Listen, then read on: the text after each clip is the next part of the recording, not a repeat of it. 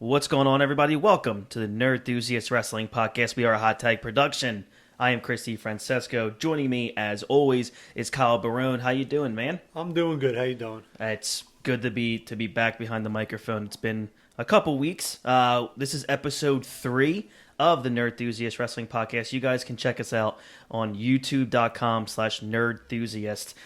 We are just, skyrocketing in terms of subscribers over the last week and a half. So it's a very much a growing page, and we are very, very happy to be contributing to that. The last episode we posted for you guys was the top overrated and underrated wrestlers of our personal lifetimes.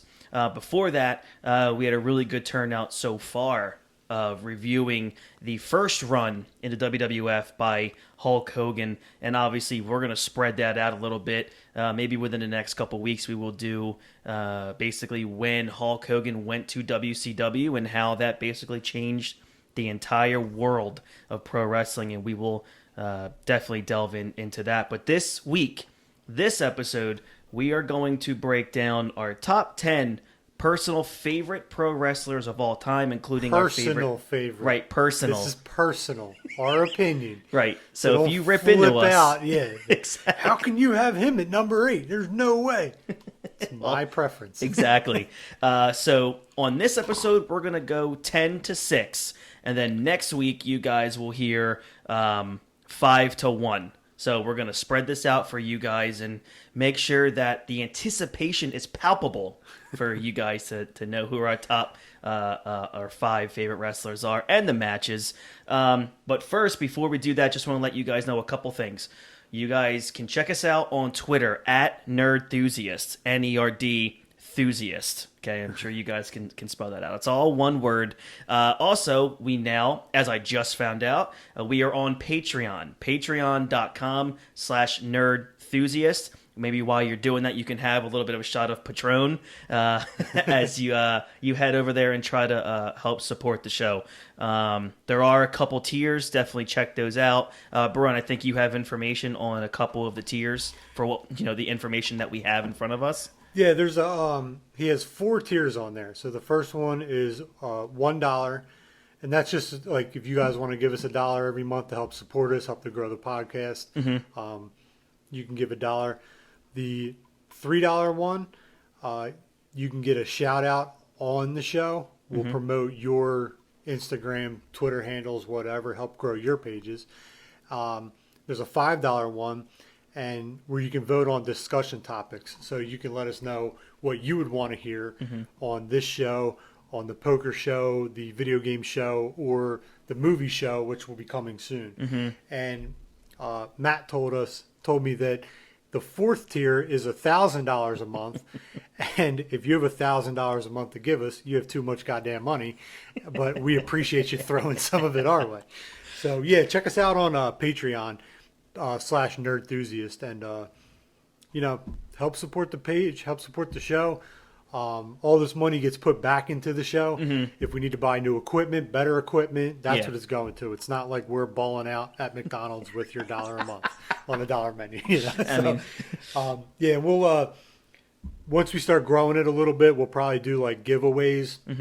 Where we'll have like stickers and a T-shirt or a hat or something, and if you give money, you get your name entered in that. So that's later on down the line once we grow it a little bit. But a lot of good things. Hopefully we grow this the right way, coming to the fans and everyone who's been supporting us. Absolutely. And this episode, actually, that we are doing, this whole topic comes from a fan's request. This is something that's been asked of us for at least the last 3 or 4 months. So we're happy to finally get this out to you guys. All right, so we are about 5 minutes into the show, and we are finally going to start this countdown. Now, Kyle and I did not go over our list together. That's something that, when it comes to this kind of stuff, I really don't want to know certain things. I think it makes for a much better conversation and dialogue when we don't know what's going on. It's like, JR always said, don't tell me the finishes, don't tell me anything.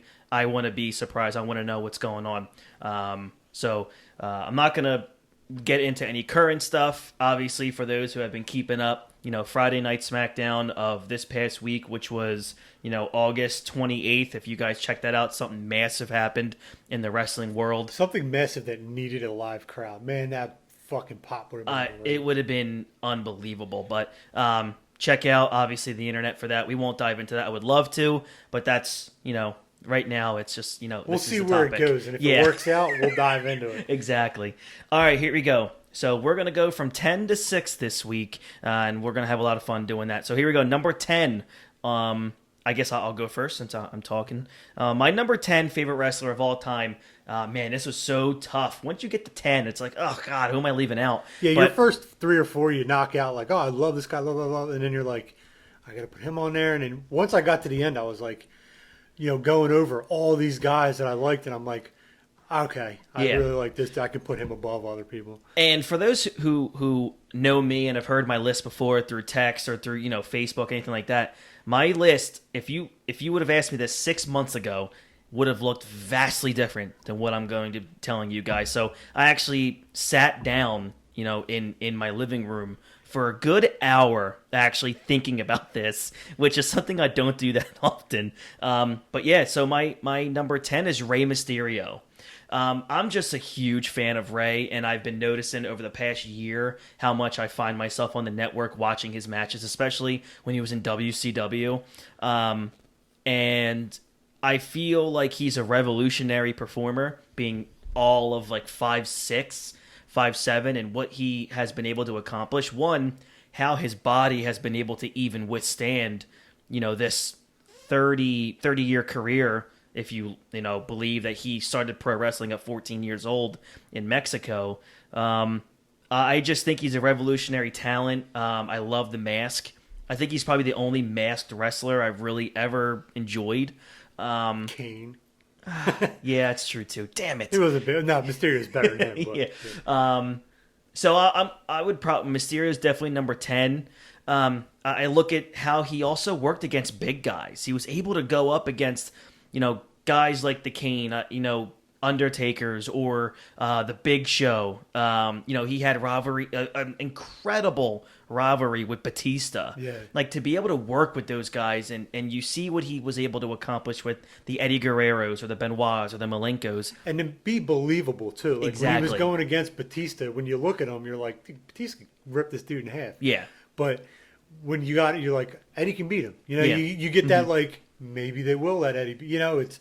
He was a little guy, but like you said, revolutionary, and going against bigger guys, you didn't go like, he's going to get crushed. It was, you rooted for him too. Credit goes to Batista on that too. Yes, for being able to work with him. So yeah, and what's also cool about Mysterio is that he always changed. Like, his look was never the same. Obviously, the mask was always the same, but like, his outfits were always different. He was so relevant. He was just so popular, and it's crazy how much he got over because Vince McMahon reportedly and historically didn't like short masked wrestlers. But Rey is someone that I've just really grown to appreciate. And if I had to pick a favorite match, it's so funny this was just being talked about, but I've watched this match a couple times over the last couple weeks. His ladder match against Eddie Guerrero. I know that is a much maligned storyline. Yeah, it's awesome. Awesome. Yeah, I love that ladder match between him and Eddie because the history with them two. That's probably my favorite match. The only one that rivals it is his match with Eddie at Halloween Havoc. I believe it was like 97, 98, where he wore that all purple outfit. Seth just kind of copied. Basically, weekend, which is kind of cool. Which is really neat. Yeah. So yeah, I would probably go the ladder match against Eddie or the Halloween Havoc match against Eddie. Those two were just magic together. It's crazy how he did it in WWF the whole time as a babyface too. Yeah, he never went heel. Yep. He was such a fan favorite with the kids. Kids love that guy. Yeah, I mean, a friend of mine who's she's Mexican. Her whole family's from Mexico, and she always tells me the stories how she always knew.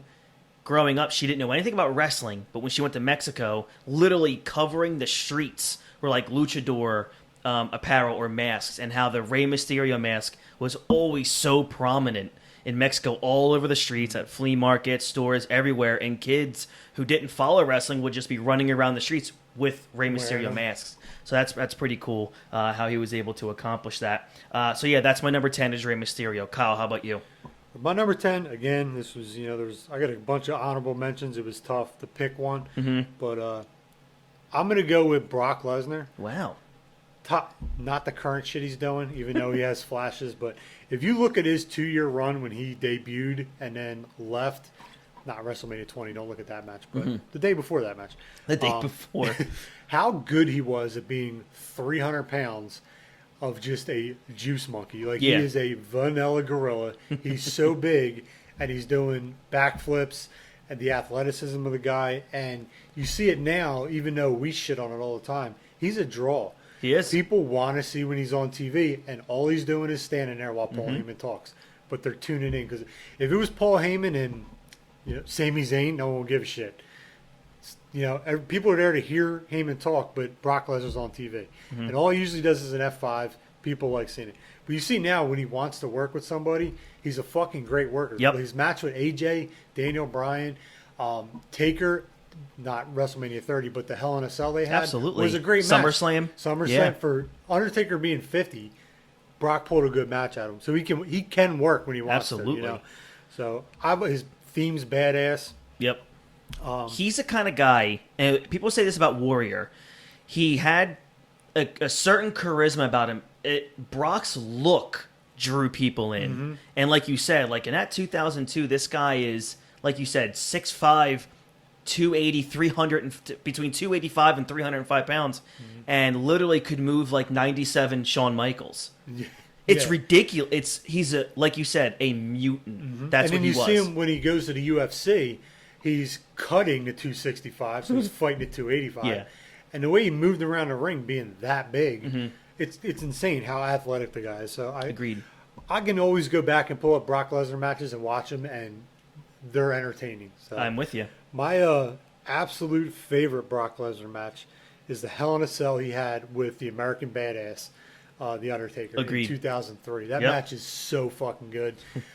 They beat the legit piss out of each other. Yes, they did. It was a stiff, hard-worked bloodbath. I think that's the most Taker I've ever seen bleed. I think it's the most I've ever seen any human bleed. He bled a lot in that match.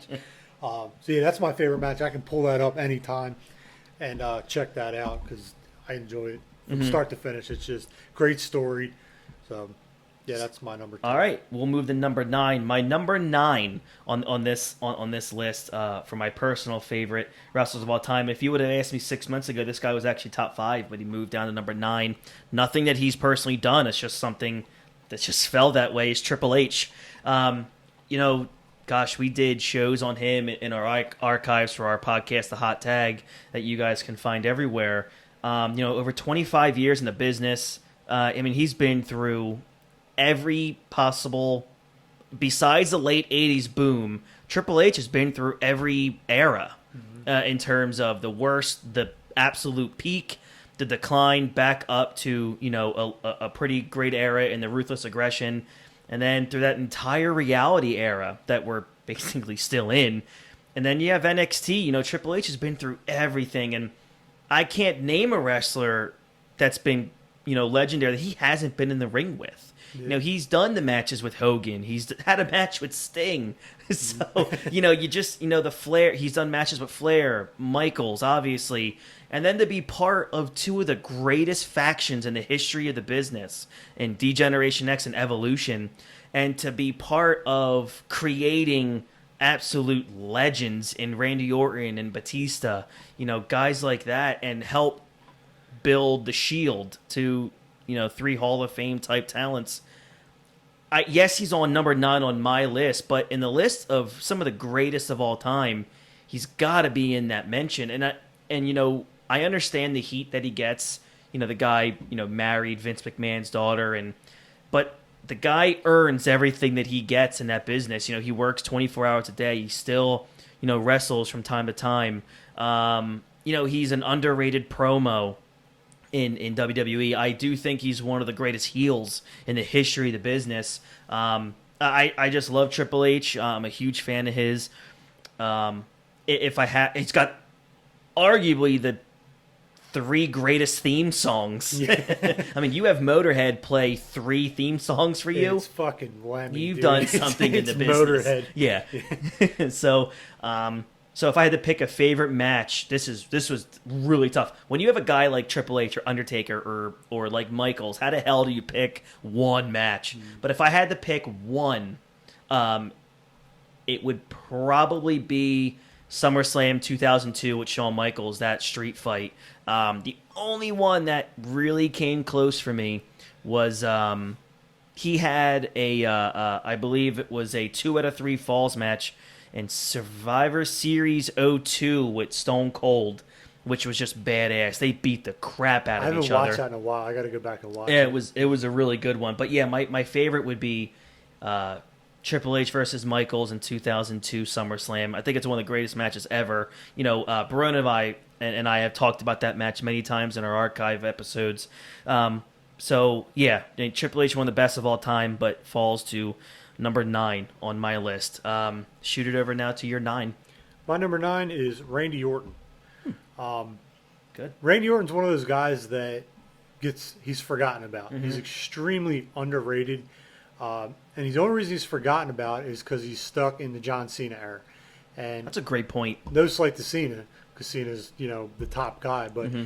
Randy Orton is the Rock to Cena's Austin. Mm-hmm. Like Randy Orton he's better wrestler than Cena. Yeah. He's he works heel and babyface. He's over. He's been part of factions. He's flawless in the ring. Yes. Find me a bad Randy Orton match, it's his fault. Outside of the early stuff he did, because he was still fresh. But Yeah, he was still 12. yeah, exactly. He's been in the business almost 20 years. He's 40 years old. You know what I mean? Like It's crazy. his theme's great. Yeah. My wife hates him. I don't know why. She just doesn't like Randy Orton. Well, he's but- doing his job. Exactly.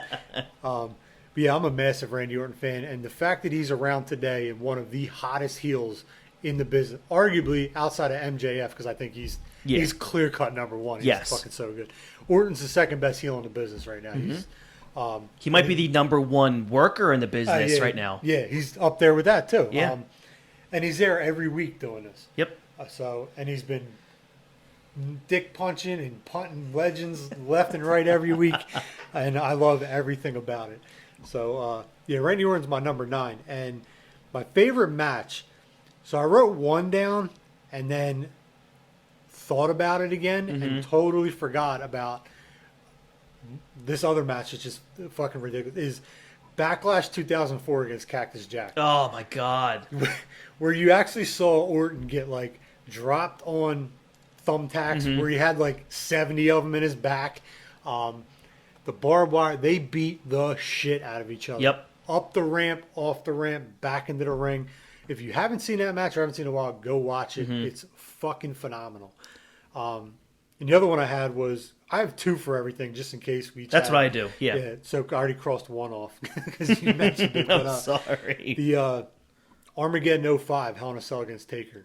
So The good. story behind that was great. That storyline, that rivalry was incredible. So good. The Legend Killer, and now you have arguably the biggest legend, in the business, still active in the business right there. When Taker walks in the cage and just stares at him and shuts the door behind himself, I think that's just a badass moment.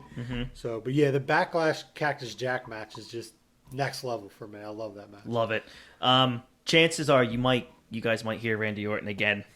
You're definitely going to hear Triple H again. So. All right, so my number 8, and when I first wrote my list down, he didn't make the top 10. And then I felt awful not having him in the top 10 as a guy that does a pro wrestling show and is over the age of 30.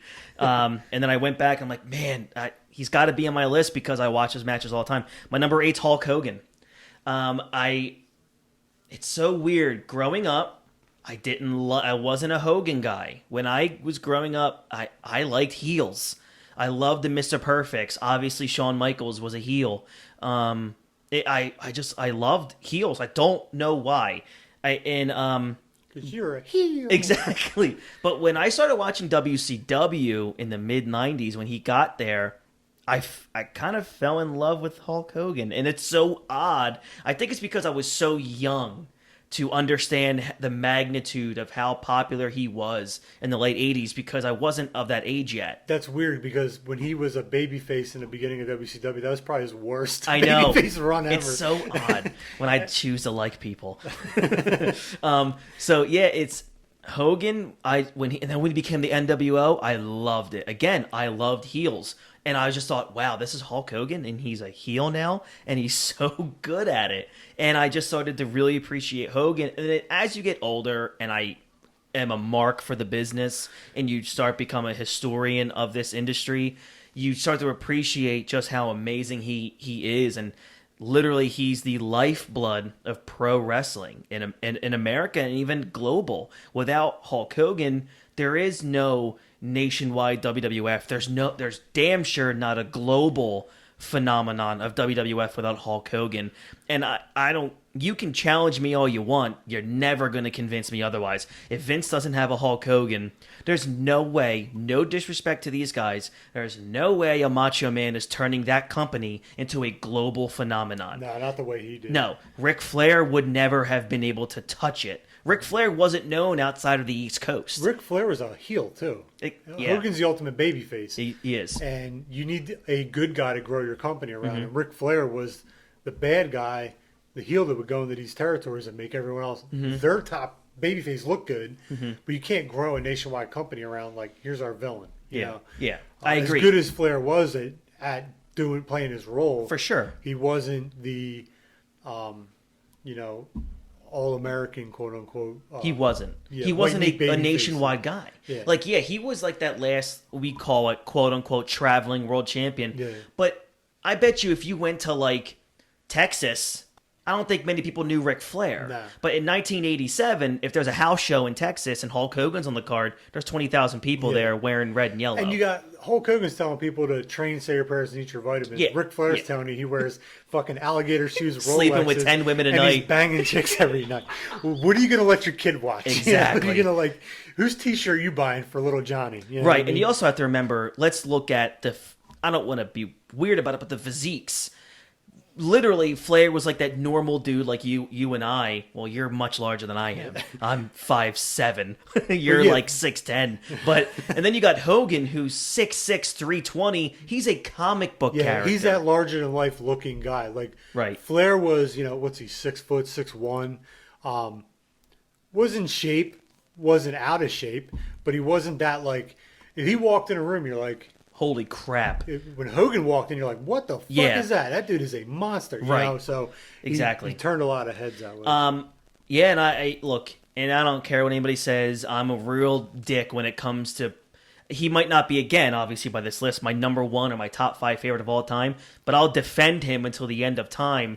Without a Hulk Hogan, you guys, you don't get your Rocks, you don't get your Austins. They don't come around. Yeah. It's just because the business might not have been able to survive without him.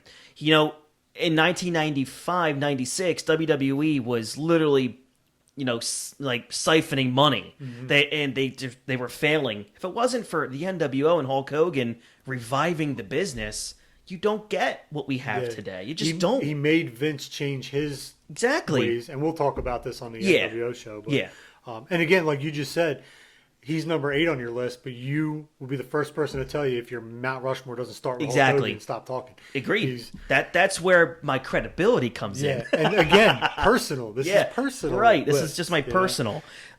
Because again, my style, I love a worker. That's just me. I've always grew up loving workers. And you did too. Yeah. Except for Hogan, you appreciate the Mr. Perfects. I grew up in that era. You know what I mean? I'm a little older than you. So when I was 5 in 88, 89, like... It was the Monster Factory. It's fucking Hulk Hogan. Mm-hmm. You know what I mean? Like, what little kid doesn't like that? Exactly. My number 8 is Hulk Hogan. What's your favorite Hogan match? My favorite Hogan match is WrestleMania 18, The Rock versus Hogan. Yes, it wasn't that catch-as-catch-can style wrestling, but look, to this day, other than the WrestleMania 17 main event with Austin and The Rock, I'm not sure I've heard a bigger ovation for anything ever.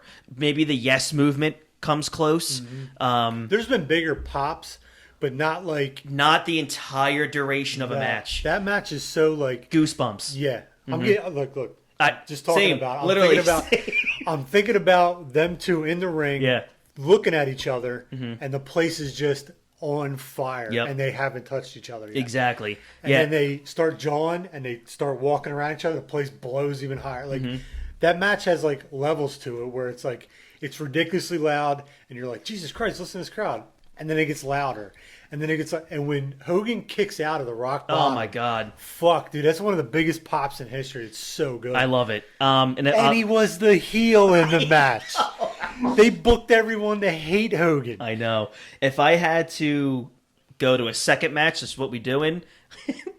It's so funny how it's like the complete opposite of that match. I'm going 2005 SummerSlam versus Shawn Michaels. I just love it. And I love the story going into it, but it's funny. I like it because Hogan gets made fun of a ton. It's a complete opposite sides of the spectrum. That's an HBK match that Hogan was in. Yeah, that's correct. It was great. Yeah, so over to you for your number 8. Yeah, my number 8 is Bret Hart.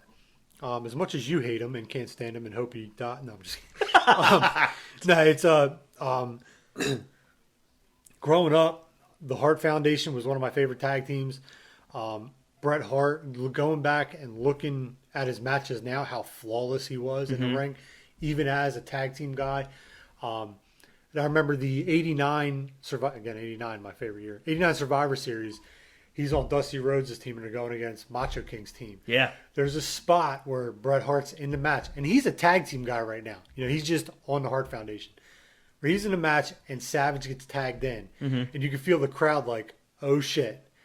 Here's what we want to see. And it was kind of like Savage was the top guy. He main evented WrestleMania, and here's a tag team guy. But the fans knew, like, this is going to be good. Savage, who can work with anybody at that time, and Bret Hart, everyone knew how good. And they kind of foresaw where he was going in the future, you know. So I think that's a great spot in that match. And he works his ass off in that match. He does. His promos are meh. You know, he's kind of a botch fest on promos, but he was really good as a heel in '97. Oh, yeah, his promos were good because he might be a heel in real life. He was talking from his heart too. You know what I mean? It's again, how hard is it to be a heel to come out and be like, "I'm better than you. You fans suck. Exactly. I'm gonna kick this guy's ass." But coming out being like, "I'm gonna fight for everyone," and trying to put this bullshit act on, yeah, it could be tough, and he wasn't good at it. Right, and he admits that. Yeah, which is cool. Your favorite Bret match? My favorite Bret Hart match is WrestleMania 13 against Austin. It's one of the greatest WrestleMania matches of all time. It's the greatest double turn in history. And it has one of the greatest spots where Austin's bleeding, doing the push-up, screaming. That's just turn it into a T-shirt. It is. That's a great visual. It's just a great worked match. I agree. And, it's one of the few perfect matches.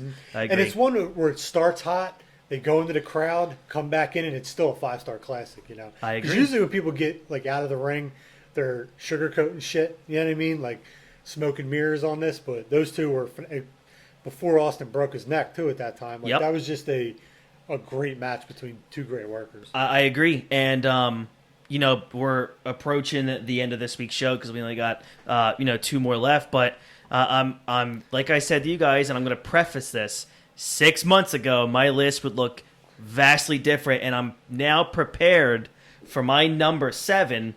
For Kyle to shut his microphone off. My number 7 favorite wrestler of all time is Bret the Hitman Hart. Holy shit. He has him higher than me, folks. And he hates the guy. I do. But I watch his matches all the time. Yeah. And whoever does podcasts on him, I listen to them all the time. So it's like, it's one of those things where if you talk to me, I hate Bret. And then I go home and I find like a pillow buddy of Bret and I hug it. And I'm like, I really do like you. Yes. I'm sorry for all the bad things I said about you. And look, guys, for a long time. But it's because you love Shawn Michaels. That's what I mean? That's it. Yeah. But I'm also like, I don't subscribe to the theory of if you like Shawn, you have to hate Bret. For a long time I did, but I hated Bret because he just came off as like a little whining baby. I never hated Bret because of his work. Yeah. Like I just felt like, God, this guy, like this is like real life stuff to him. He takes himself way too seriously. That's the thing. I'm okay with you taking the business serious because that's your life's work. Just don't take yourself too serious because you're a character 90% of your time. Yeah. But Brett. And now I understand why. Always Brett's always so miserable. It's like I cut him tons of slack. I know. Look what's happened to that poor guy's Yes. life. You know what I mean? Like when you show the Hart Foundation from the Attitude Era, gone. they're all gone. He's the only one left. Goldberg kicked him in the head and ended his career. Gets a stroke like a year later. Yeah, a stroke. His brother. Yep. Bulldog. Like all these bad things. Neidhart just passed away. He gets beat up at the Hall of Fame. You know what I mean? Like, what the fuck? Yeah. And I brought this up. I was on my way somewhere and I had to call Barone because I was thinking about it. And I was like, my God, the year that the British Bulldog finally gets inducted into the Hall of Fame, COVID hits. So again, he can't even enjoy that. He can't enjoy that. I did hear they're putting everyone in this year, next year. Yeah. So it's going to be a big thing. So I felt so bad for the guy. But look, other than Shawn, Brett to me is the greatest worker of all time. And I can't even tell you if I've seen a bad Brett match off the top of my head. I mean, anyone who wrestles Goldberg, it's going to be crap because Goldberg's brutal. His shit in WCW he was a shell of himself. He didn't want to be there. Yeah. He didn't care anymore. And they didn't really book him in the great. I mean, he had some really good matches like Benoit, but that was like his kind of guy. Yeah. But when he's in the ring with guys that, I mean, WCW didn't really employ the greatest of performers. Mm-hmm. But yeah, once he got to WCW, you could just tell that guy just cashed in, and that's what he wanted to do. But I'm a huge fan of Brett. I love his theme song. I think it's one of the best theme songs ever. That Jim Johnson guitar riff just gets me every time. I mean, it's countless Bret Hart matches. My favorite Bret match of all time would definitely be WrestleMania 13 against Austin. If I had to pick a second favorite match of Bret Hart of all time, it would be 1997 SummerSlam against The Undertaker, with Shawn as a special guest referee. I thought the storyline for all three was like the perfect build-up to, Montreal just a couple months later. And Bret worked great with Taker. Bret wasn't always very good. That's why I say he's second to Shawn, because Shawn could work with big dudes flawlessly. Bret couldn't do that, but he could with The Undertaker because, again, Undertaker, a once-in-a-world talent at his size.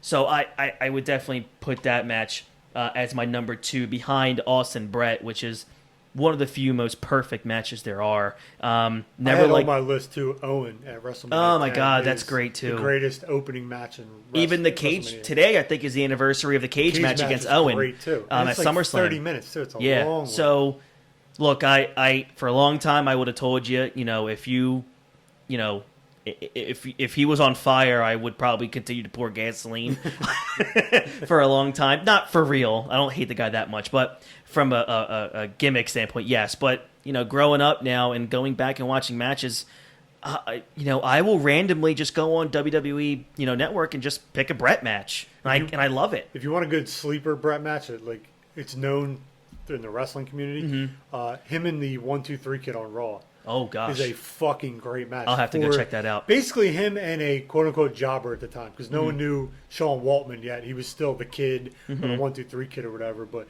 and I'm pretty sure I can almost guarantee at the end of this match, Bret shakes his hand. Wow. It was that good. And it was a random Raw. You know what I mean? So another thing to Bret where he's not in the main event of WrestleMania and he's still tearing out 5-star matches with, guys like that. That's incredible. Also, his first ever ladder match with Shawn was real good in '92. So yeah, that's my number 7, Bret Hart. As that'll shock anyone who knows me and listens to this show. You guys will probably text me and call me a liar, but it's fine. Your number 7. My number 7 is Kurt Angle. Good. Wow. He's in my honorable mentions. Take out Bret Hart's name of everything you just said and insert Kurt Angle, wrestling-wise, he's flawless. He doesn't have bad matches. He can work well with everybody. He comes in as this Olympic gold medalist. You would before he got to WWE, you look at him, he's fucking crying at the Olympics with the flag. Yep. Won a gold medal with a broken neck. He's your all-American hero, and he comes in as a heel, and he crushed it. He was so good as being this arrogant jerk off heel guy. You know what I mean? Like, Yep. I'm an Olympian. America loves Olympians. He comes in like, I'm an Olympian and I'm better than you. Only in pro wrestling. Yeah, it's Kurt Angle was in his prime. You can't find a bad Kurt Angle match. I'm with you. Even the one Bruce and Conrad talked about, he had with Undertaker. At what was it, like a Backlash or something. They just talked about it last week, where they said it wasn't that great of a match. I watched it. I didn't say anything wrong. I'll have to go see, but their matches were incredible. Yeah, them too. They said something like might have been just they were both off that day. But I watched it and I'm like, if that's off, you know what I mean? Like, okay, I'll take that. But yeah, Kurt Angle, great theme. The Rock turned it into a joke, which he embraced. The "You Suck" chants. Yeah. Which he comes out. I loved when he came back and they chanted "You Suck" and you could see him like almost in tears. Like, Yeah. I love this. This is great. His Hall of Fame speech is one of the best ones ever. It was. Him singing "Sexy Kurt" was fucking great. And then pouring milk on himself. Oh, he was totally in like, this is serious, but now this is why I'm here. These are my gimmicks. And his stuff with Austin backstage with the Oh my God. the kumbaya and the little fucking cowboy. Dude, he's so funny, and he was so like serious funny. Like, he was so good at everything he did. With Edge, I'm a dork, and this Kurt Angle's great. You can pick any match, and I agree. It's just, my favorite Kurt Angle match is King of the Ring against Shane McMahon. Oh my gosh, yeah. That match is Absolutely. so like it's ingrained in your head. It is. It is, yeah. And when you see like the background of it too, where it's like he tried throwing him through the glass and it wouldn't break, and he finally picks him up and fucking throws him through, and it doesn't break, and then he just grabs him and throws him headfirst through. Like, dude, those two kick the shit out of each other in that match. It's entertainment from start to finish. And he's working with Shane McMahon. He's not a wrestler. I know. And he puts on a clinic. Those two were so good in that match. Shows you the freak that Shane is. Mm-hmm. And he, again, one of our friends says he might be one of the most underrated performers of all time. He probably is, because he's not a worker. He's not a performer. He's not a wrestler. He's hands down the greatest non-wrestler, the greatest wrestling non-wrestler ever. Yes. You know what I mean? I agree with you. When Vince goes in, it's terrible. It's hokey. You see like when Bischoff had done that. Like all these people. God. But dude, Shane's not a wrestler. And he's pure entertainment every time he steps in the ring. But yeah, that match was great. It gets you hooked from beginning to end. And there's high spot after high spot. And the finish is great. The angle slam off the top. It's a phenomenal match to watch. Shane doesn't hold a candle to Zeus, though. He does not. All right, so number 6, the last one for me of this week. Right before we round out, go into the top 5. So rounding out my bottom 5, that's not a bad thing. My number 6 is The Rock. Now, for years, I never even had The Rock sniff in the top 10. And it has, again, not a slight to The Rock, but when you look at like him or Austin, their runs just weren't that long. But it's weird because like that 3 or 4 or 5 years is some of the greatest in the history of the business. They crammed like 10 years in it. They really did. They really did. And, when I look back now, it's like, I know people say Piper was incredible on the mic, even though half the time you don't know what he's saying. And you go look at Flair, one of the greatest of all time on the mic. I just don't think if you give someone a live microphone and give them 0 bullet points, there will be nobody better ever than The Rock. In an era where it was not all, but it was a lot of bullet points. Yes. And, when they gave Piper a mic, it was all at the top of the head. Yeah. Because they were like, well, you know what you're doing. Yeah. When they gave Dusty a mic, it was the same thing. Flair's promos were great, but they were kind of the same thing every week. It was, I'm the man, you're not. I'm banging her tonight, and then I'm going to go partying. Right. But he said it differently, and it was cool, The Rock, you can put 12 people in front of him, and he'll burn every one differently. And it's like, one of the greatest Rock things ever is the Big Daddy Cool. Dude, that's one of the funniest moments of wrestling history. And it's just off the top of his head. Like, Kevin Nash was Kevin Nash, and he pulls out Diesel and makes a fucking honk noise. And that's great. And even, the Rock concerts, they're just so good. Mm-hmm. And the thing is about The Rock, when you look at him, like, you can't script him. No. That's the thing. You can script a Piper, you can script a Flair, and they'll turn it up to 10. I don't think The Rock, because he was so fluid, he was so fast, his wit was second to none. His catchphrases, he knew where to place them for, every person that he wrestled. Like you said, it was different. Mm-hmm. His catchphrases were different, but he was able to use them differently whoever he going up against. Like, I just don't think anyone can touch him. I don't. That's our personal opinion. Right. I think he's hands down the greatest on the mic. I agree. And it's funny, I even put like a Jericho really close to him. But just, man, every time The Rock grabbed the mic, I don't care if he was ever wrestle again. Just let me listen to him talk. Give him the hits. Right. That's it. One of my favorite Rock moments is something that happened a couple years ago where I remember watching Raw, and they had on the hard camera, the front row was filled with guys dressed up as like Hogan, Undertaker, Savage, Warrior, and they moved them. I remember they moved them because everyone was talking about this front row of these guys dressed up. And Vince doesn't like when you don't pay attention to the ring, you're paying attention. So they moved them on the other side of the ring. So The Rock comes out, and he's like doing his thing, and he notices them, and he goes, "Time to go off script." And he gets out of the ring and goes and talks to these guys. I thought it was like he recognized what happened to him. Like, these guys came here to have fun and to kind of get noticed, and they got noticed so much, Vince moved them. Mm-hmm. And then Rock was like, "I'll interview him," And then he calls CM Punk that one time on when it went off air. It was like, not a dark match, but after the show, he pulls his phone out and calls the guy that Vince fucking hates. They just like buried the company in a podcast. The Rock can do whatever the fuck he wants. I agree. Vince rolls the red carpet out for him every time he comes back. You have to. He's the biggest star in the world. Yeah, especially now. I know, and it's one of my favorite moments ever of The Rock. Before I get to his match, is when he was a heel in 2003 and he goes to Toronto. And he cuts a promo like, "Yay, Toronto, that's where we live." Shut up. Yeah. Like, no one has ever said, like, just rip the crowd for, like, where they're from. Yeah. And he's just every time you go anywhere, it's like, "We're here in Philly," and the place goes, "No, we're here in Baltimore," and it goes, and he does it like, "We're here in Toronto." Yay, that's where we're from. He was so good at being such a jerk. He's just so good. And the Rock concerts were great, too, because he did them as a heel. Yes. And he would rip, like, when the Lakers beat the Kings in May, and the place goes nuts. But then he would come back as a babyface and do the same thing.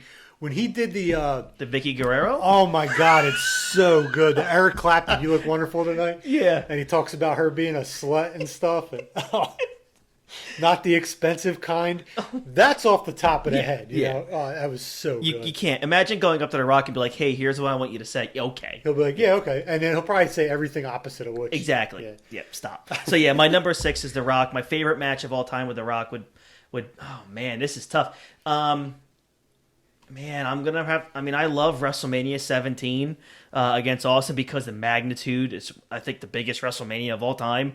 That would probably have to be my favorite Rock match of all time. He had just incredible matches against Jericho and Kurt Angle. I even enjoyed his quick match in the SummerSlam 2002 against Brock. Like, the fact that The Rock was willing to put over a brand new guy like that says a lot. I think Rock knew the business, too. And he knew he was out of there. And the fans knew it, too. Because if you watch that, Brock was the heel. And they're kind of cheering at the end for him, Yeah, and so my favorite Rock match, this is really tough. I'm going to go WrestleMania 19, the final match against Austin, where he retired Stone Cold. You motherfucker. So I'm going to go with that one because it's the greatest rivalry between two wrestlers, I think, of all time. They main evented 3 WrestleManias.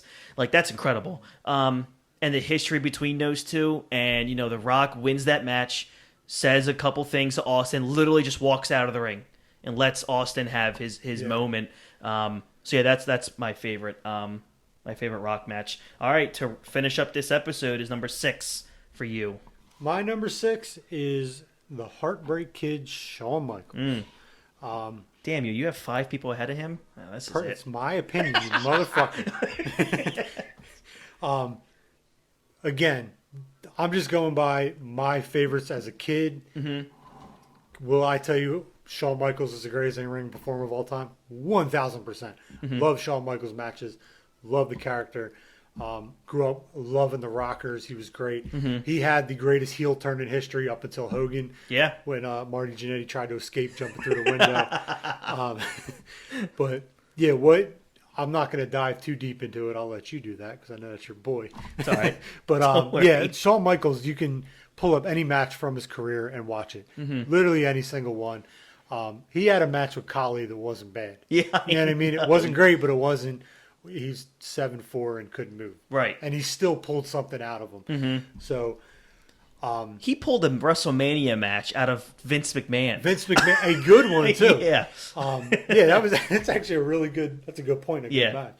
But yeah, Shawn Michaels is, if you're teaching somebody about the business, you throw on a Shawn Michaels match. Yeah. And you can say, like, look, this is prime dickhead, soma popping drug addict, and it's still a 5-star match. Yeah. It's still great.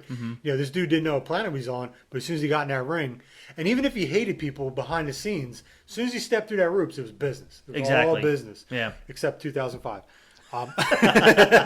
It was business, but it wasn't for the company. He went to business for himself, and it was great. Yep. Even that was great. Yep. He made a mockery of a guy, and it was a memorable, Still talked about. good match. Yep. You know, but yeah, Shawn Michaels' theme's great. His gear. I liked the gear when it was tighter pants in I agree. the 90s. Me too. The white Yep. with the broken hearts. I love that look. I just found out from Dean's podcast why he started wearing pants. I didn't know he had knee braces. Why didn't you ever ask me? I just thought he changed his look. He No, the wanted to knee wear braces chaps. were just so thick because he has zero cartilage in either knee. I didn't know that. So he had to wear something baggier. Well, I just figured he was changing his look up because it looked cool. It didn't look bad, but I was like, oh, he's wearing pants. I never knew it was because of In his something book, else. he talked about never wanting to leave the tights, but they just weren't. They were just so bad for the knee braces, and it was just so uncomfortable. And if he went like Austin style with underwear, that would have been bad. No. He tried doing that as a ref. And it's still talked about today. Exactly, greatest ref outfit of all time. The fucking bike short. I know, and obviously we'll get into Michaels a little later in next week's show. But the guy had 2 Hall of Fame careers. He did. Yeah. So, and I know I defer opinions on others, but I'll discuss why, and I'll explain that very in detail later next week. But yeah, so your number 6 is HBK. Very nice. My favorite Heartbreak Kid match is WrestleMania 25. Greatest match of all time. It's the greatest. I don't match. care what anybody says. Yeah, to me, it's the greatest match of all time. Yeah. The build is great. It stole the show. If you ask me randomly who main evented WrestleMania 25, I'd have to think about it. Yeah. Because Agreed. that match didn't main event it, but it was the main event. I agree. Main event was Orton and Triple H. Couldn't tell you who won that match. I think Orton won. Couldn't tell you you're the right. finish. Couldn't tell you. I've seen it, but I've seen this match a million times. I go back and watch 25. I'll watch the Jericho versus the Legends match because Steamboat's a fucking animal. Incredible. If you guys haven't seen that match, go back and watch it. Once Piper and Snooker are out of there, Steamboat and Jericho put on a clinic, and Steamboat's 60. Or however old he is. But he's in his late 50s, not wrestling.